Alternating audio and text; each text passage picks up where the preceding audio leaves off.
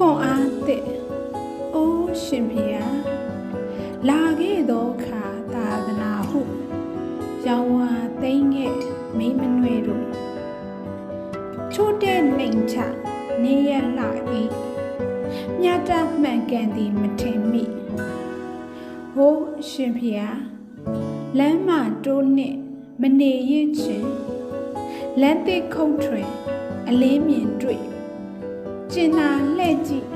လက်ကမ်းပြီလောတီးမြက်တရားစားသုံးချင်လိုက်ကျမ